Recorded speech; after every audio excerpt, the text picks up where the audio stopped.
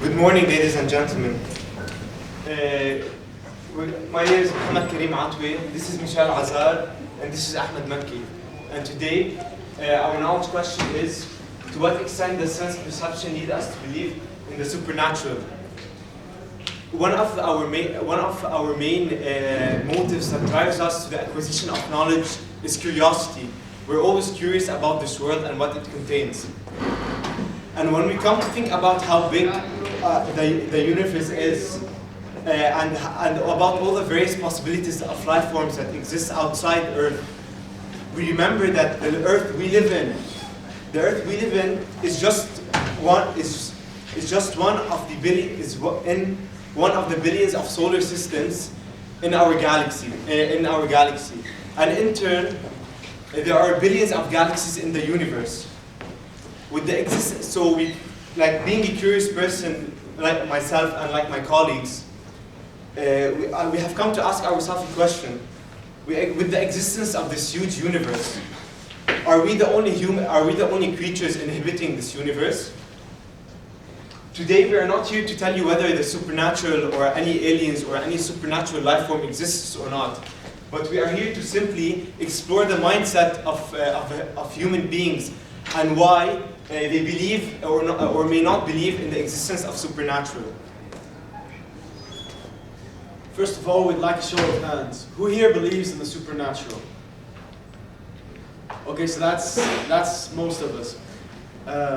And they think the same way in the US. In the US, a survey of about 1,000 people just a year ago revealed that 48% believe in existence of extraterrestrials, 36% do not believe in extraterrestrials, and 16% are not sure. And this is just for aliens, not for the supernatural in general. Okay, so during the 1950s and the 1960s, there was a tremendous increase in the number of UFO sightings at high altitudes, and this led to a greater and a wider belief in aliens. And just as a fun fact, can you just go back one slide? This inspired many great movies like E.T. and Star Wars. Okay, so today, nearly 60 years later, the CIA tweets, it was us. It also attaches an article that shows that these UFOs weren't actually UFOs, but they were the U-2 planes that the US used to spy on Russia during the Cold War. And it also shows two aspects to these planes that differentiate them from any other planes used back at that time. The first aspect is that the U-2s could fly at an altitude of 18,300 kilometers. Meanwhile, the most sophisticated planes at that time could only operate at an altitude of 12,200 kilometers. That's almost a 6-kilometer difference between the maximum of the U-2 planes. And the other aspect is the fiery wings. Whenever the sun reflected on the wings of these planes, the observers below saw fiery objects. And maybe these objects were the beaming light that the people called, the beaming light that came from the UFOs that people thought they saw. So here we have our ladder of abstraction, which led us from our main real life situation, UFOs and identified fallacies of sense perception, to our knowledge question. Okay, going from the RLS, we asked ourselves an implicit question about the situation. What do UFO sightings tell us about our sense perception? We then formulated an open-ended question: how does sense perception affect a person's observation? We then finally arrived to our explicit open-ended question, which is our knowledge question: to what extent does sense perception lead us to believe in the supernatural? Okay, so we're going to start with defining sense perception. Sense perception is the physical response of our senses to stimuli. And our claim here is that sense perception is selective, variable, and interpretive. We're going to first discuss the sense perception's unreliability, and then we're going to examine the human nature that led to such sightings about the UFOs in the 1950s and the 1960s. So we have two approaches to these sightings. The first approach is through empirical personal experience of the observer, or more commonly known as eyewitness. The second one is through second-hand knowledge, which is when like an astronomer or any friend tells you that he saw a UFO. So here are the flaws that eyewitnesses usually carry. The first flaw is selective perception. This presents the WK emotions role in the RLS. The probable existence of UFOs and the personal liking of us people to believe in such things, their possibility, triggers our expectations. So to some point we expect to see a sign of the supernatural. So people's brains translate their expectations to reality to a certain extent. Okay, so the second flaw is expert theory, which is unique to uneducated people that might view an object in a different way than with a person with more knowledge or expert in a certain field. So knowing that people at that time had very limited knowledge about the expanding technologies due to the arms race that occurred during the Cold War between Russia and the Americans, and due to the fact that most of these reports came from commoners that weren't experts in space, nor did they have that vast knowledge in technology, you can say that their intellectual disadvantage led them to these sightings. And without any associations from the past, these people didn't have past experiences to build up upon. And in sense perception, we know that past experiences are very important because they affect what you see.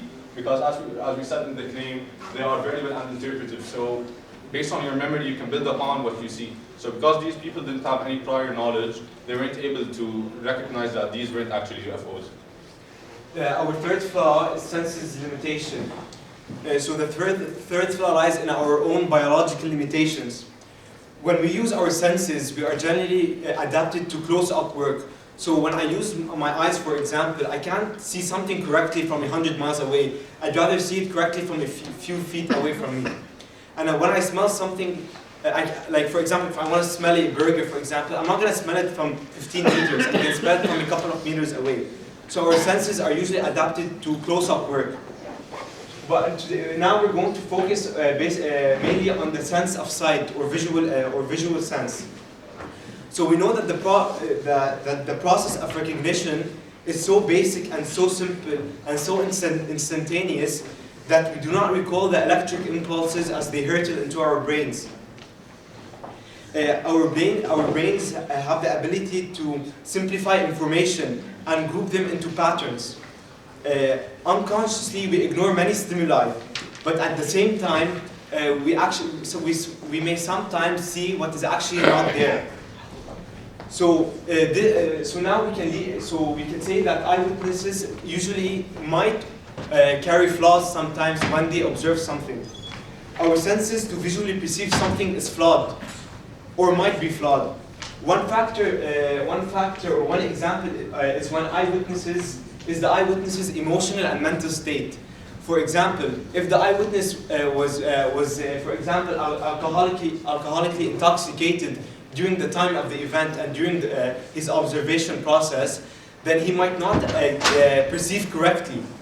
And this alcoholic intoxication might impair or hinder him from perceiving correctly.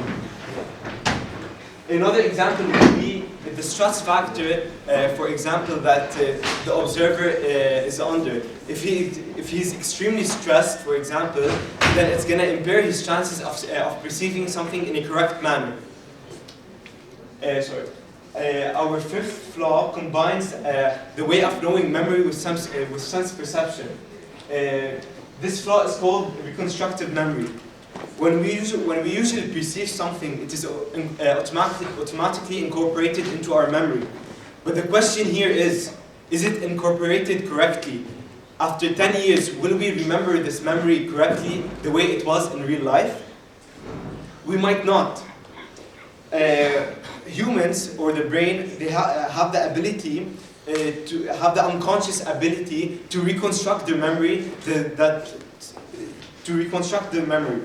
this is known as the theory of reconstructive memory. Reconstructive memory is when we unconsciously subject our memory to changes based on our own personal interpretation or based on how we perceive the world. We subject it based on our morals, on our values, on our imagination, and on our beliefs. So when humans think about an event, they incorporate this event into their memory, and then this event might be automatically subjected to change, hence leading for the event to be flawed or for the event to be remembered incorrectly. Okay, the second approach basically centers on second-hand knowledge. When you get knowledge from someone else, another a person of authority, a famous person, someone important, or just a friend. The first example is the logical fallacy, argument from authority, argumentum ad vericandium. There have been many famous conspiracy theorists and well-known respected authors like Carl Sagan who have discussed the possibility of alien existence. And with their fame and with their importance, this can influence people to believe in aliens just because this person said it. Okay, and the second reasoning fallacy is hasty generalization. Whenever something unusual or unexpected occurred, people directly linked it to the existence of aliens. Alien UFOs became responsible for any beaming light or for any extraordinary sighting that people weren't common to see before. And our brains are used to produce significant patterns from random sensory information, and this is called pareidolia. And again, this leads us to our next example, the truly astonishing geolith. 1 second. We also thought about how sense perception could have led us to disbelieve in the aliens in this case, for example.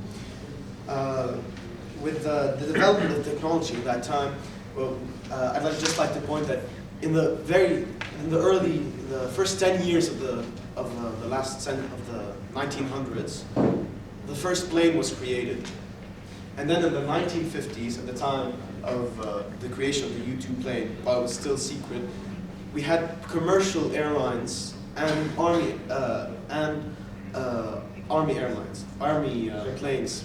Okay, the army planes flew at 40,000 feet, and the commercial planes flew at 20,000. And people, of course, in that time learned in school, or at least have seen pictures of the first plane that was just less than 50 years ago. And they see pictures of the new planes with the high technology that are taking people from country to country in a matter of hours. And this might lead them to conclude with reasoning that it is possible for mankind to have created such a plane that can go this high at 60,000 feet compared to the highest known 40,000 feet of army planes. So our next real-life situation is the existence of Nazca lines. How does this relate to our real-life situation? This relates to our original real-life situation. Is that these Nazca, the controversy behind it, who created these Nazca lines, goes back to if aliens created these Nazca lines, or if they were created by the Nazcan civilization, the Nazcan civilizations. So these Nazca lines are known as geoliths, which are a large design or motif produced on the ground and typically formed by clastic, rocks, or similarly durable elements of the landscape, such as stones, stone fragments, live trees, gravel, or earth. So now we are going to explore arguments from different perspectives that argue who made these Nazca lines. Was it the Nazcan civilizations who used to live in Peru, or was it aliens? Now, how these were made were that some experiments show, and there is proof that there were reddish-brown iron oxide covered pebbles on this area, and below these pebbles there's actually sand, of a much lighter color. And when the rocks are lifted, there's lighter sand underneath. So, and because of the lack of rain and the dryness of that area, there's these lighter sand. This color of the lighter sand remains for until now. And that's how they believe. One belief of how these Nazca lines were made. And these Nazca lines remain till now because the Nazca Desert is known to be like one of the driest areas around the world. So until now, no rain came and washed away these brown reddish iron outside covered pebbles. Okay, so our next argument that supports that the Nazcan civilizations created these Nazca lines are the Nazcan traditions. Using our observation, we could see that the Nazca lines were in shapes of animals, And again, using our observation, you could see that these animals were exactly the same animals represented on Nazcan pottery that were retrieved as artifacts. Knowing that the Nazcans were very serious and dependent upon agriculture, and knowing that these animals represented the gods of water, fertility, and agriculture to the Nazcan civilizations. Here we combine sense perception and reason to reason that Nazcans were actually created these Nazca lines in a way as a gesture of gratitude towards their god for providing them with a good harvest season for many years. Now we're going to switch to the argument that aliens made these Nazca lines, proving that aliens exist. So the first argument has to do, of course, with UFOs. By observing the size of these Nazca lines, we could that stretch for over 450 kilometers squared. That's roughly 22 times the size of Beirut. And that these Nazca lines were created or were found on top of harsh terrains between valleys and on top of mountains. People wonder that people couldn't make these huge lines, but rather a supernatural force created these lines. This supernatural force automatically led us to believe that aliens were here or UFOs created these lines. On the History Channel, in a series called Ancient Aliens, they argue that these Nazca lines were created when UFOs landed on the desert. And when the UFO or UFO aircraft landed on the desert, it dragged along the surface of the desert, creating these Nazca lines. And hence, this creation is an unintentional result of UFO landings. A second theory states that Nazca lines are actually an airport that used to harbor UFO aircrafts. If we see here, you can see that the lines they're overlapping. It kind of looks like an airport. The lines are overlapping and intertwining between each other and together. And the fact that they start abruptly and end abruptly, you could see here.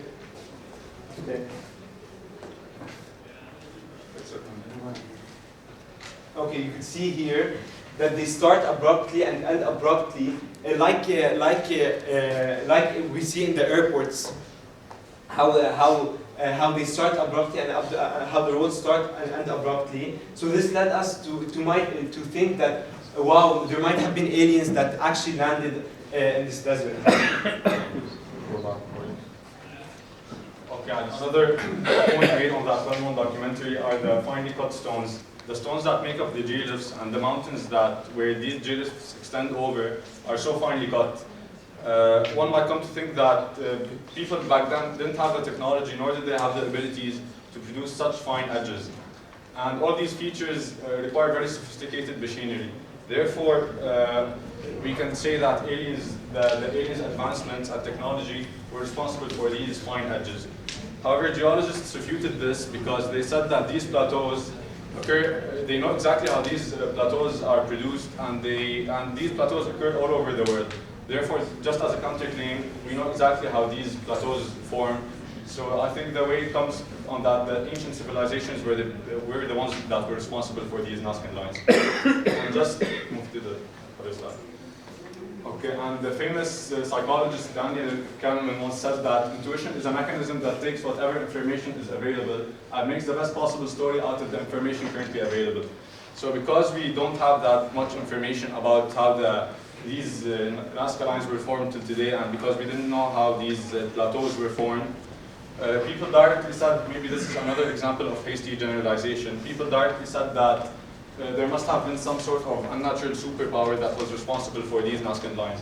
However, most probably, as we saw now, the way it comes, we can see that most probably the Nazcan people were the ones that built these Nazcan lines. We could see here just like how these Nazcan lines represented some sort of animal figures. Okay, and I'd also like to add how it's related to our RLS. You see, they've seen these large structures, these things that, and they think this couldn't have been created by man. Just like some people might have thought when they saw the planes, the fiery wings in the sky. And now we move on to our next example, the miracle of the sun. Now, what happened in 1917, 3 children in Fatima, a place in Portugal, witnessed the Virgin Mary several times. And after a couple of times, word got out, and soon many people knew. As early as July, one of the children claimed that the Virgin Mary said there would be a miracle on the 13th of October. And believing these children, many people came that day. And the estimates are about 30,000 to 100,000 people that day. It's a large range, but it's all we could find, and 30,000 people is still a lot. There were all kinds of people, photographers, reporters, doctors, farmers, everyone was there, and they were hoping to see the miracle. Later, while everyone was there, one of the children sees a light growing in the Virgin Mary's hand. And she calls and she says, "Look at the sun." Everybody looks at the sun, and they start noticing that the sun starts moving. Many people described this happening in different ways, slightly different ways. Like the sun danced and changed colors, or moved like a rotating wheel, or even a luminous mist and a shower of petals. And there's one quote that we were very interested to share, because this was, in fact, by an eye specialist called Dr. Pinto Colgo. The sun at one moment surrounded the scarlet flame, at another, aureole in yellow and deep purple seemed to be in an exceeding fast and whirling movement, at times appearing to be loosened from the sky and to be approaching from earth, strongly radiating heat. So we can see the largesse of this happening, and the surprise the people had. Okay, we're going to begin with examining this situation by starting with induction, lateral thinking, and confirmation bias.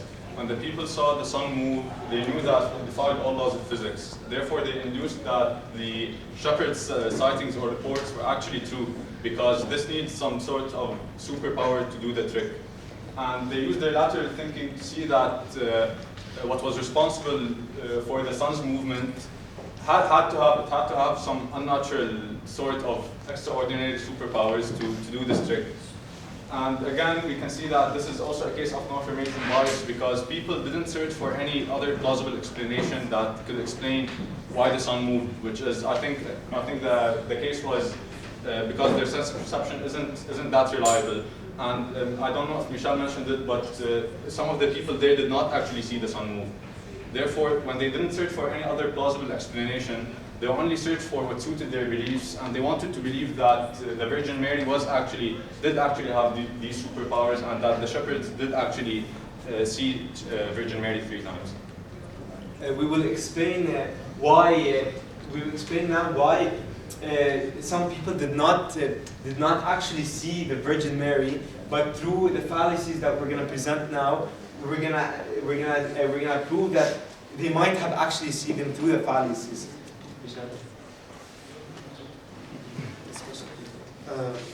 Okay. This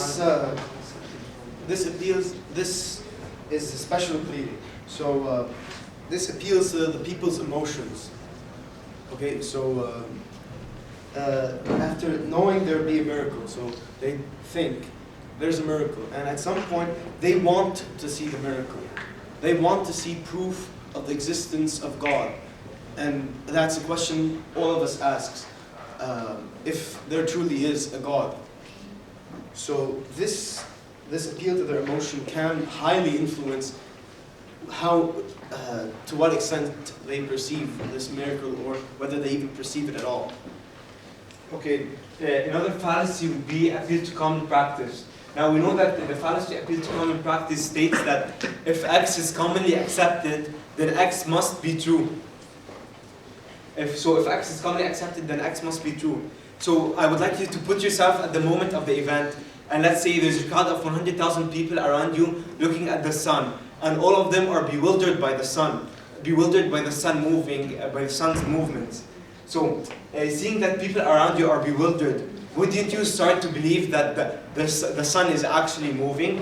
So the fact that most of the people saw the sun move makes it correct, makes it commonly accepted, and hence supporting the shepherds' claim that they actually saw the Virgin Mary. Now I would like to think about how sense perception can lead us to disbelieve in this miracle. So every day we go about our lives. Has anyone here ever seen the sun move? Except for Mr. Donato. I've seen the sun move. Starts up at dawn. No, I mean shape or dance. I mean shape, dance, change color. Oh, well. Yeah. Zed has. I've seen it. Have you? Yeah, man, Superman.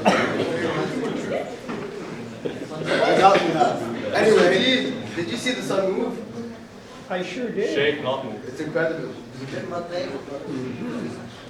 anyway, I'm talking about shaking, not not sunset and sundown. So we're going on. After seeing every day the sun, not shaking of course, and stable, and seeing its force and feeling its heat, we get to doubt whether that sun could actually shake.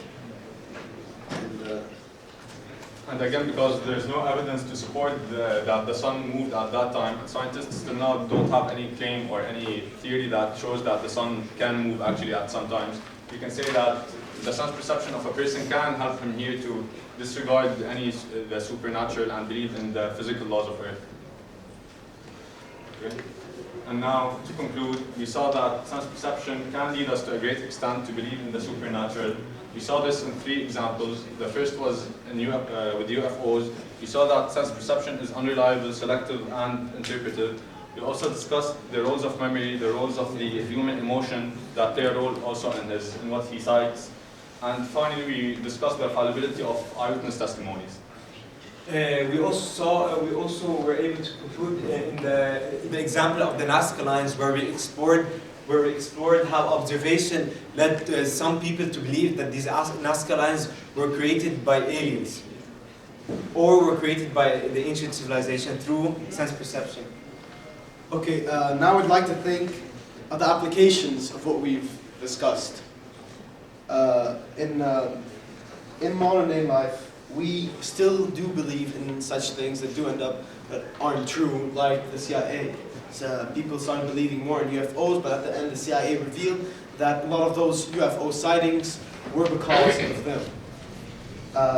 What we should do is we should start to appeal more to our reason and emotion. There's no doubt emotion does play a role in our acquisition of knowledge, but we should rely more on reason in these certain things, like in the UFOs. Like for the UFOs, we can reason that mankind could develop such technology and reach that height. And people with power, famous people, people of authority, presidents, ambassadors, theorists, should be aware of their power and influence over the people and should not take advantage of this, because he could lead to a lot of misconception.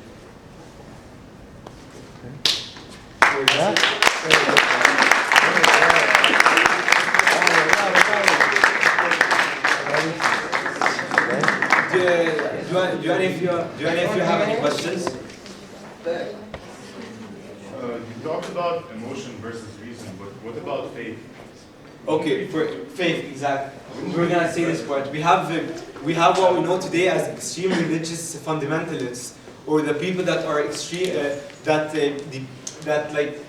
say that God, yes, is real, that the supernatural is real because of their faith in God. So if it wasn't without their faith, they could not believe that God is real, which is them correct knowledge.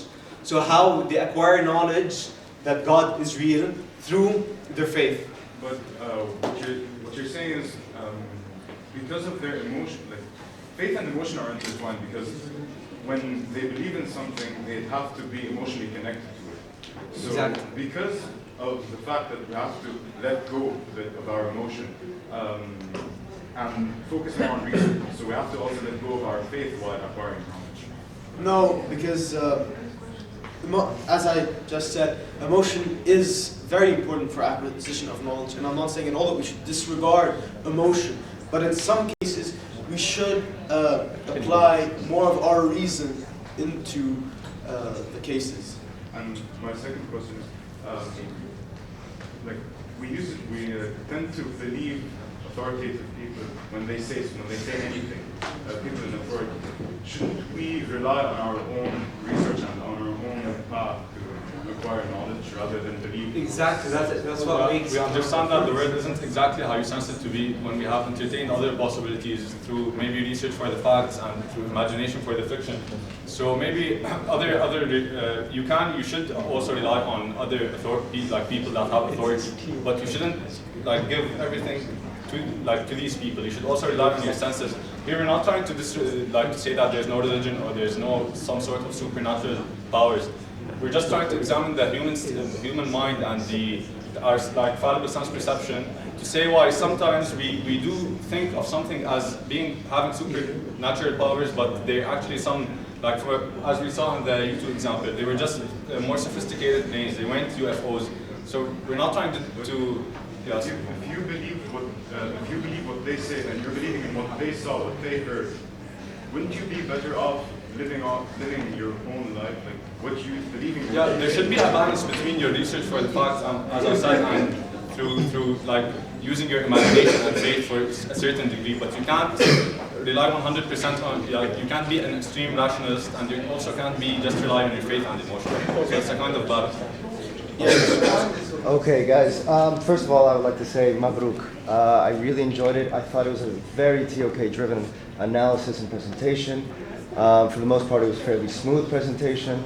You have a clear KQ that's well developed and clearly connected to the knowledge question, and you show multiple perspectives. Okay. Now, I was curious. Is there perhaps also another WOK involved here? Imagination. Could it be argued that perhaps what these people believe is based largely upon a failure of imagination? A failure to imagination. Right, to imagine several other possible explanations. Like I said in the beginning, when we start to think about this huge universe and how we're just we're a negligible speck in the universe, we're a tiny piece of dust, you could say. We try to imagine the world outside the Earth, the solar system. Through imagination, we think about what are the possibilities of life forms exist. We try to imagine the shape of the different life forms that exist on planets outside Earth or outside Earth's solar system. I'd also like to add that I don't think it's a lack of imagination, but I think it's more of a limited imagination because of the emotion. Because they want to see proof. They in a way exclude other possibilities and imagine only UFOs, aliens. Okay, great. Thank you so much, guys.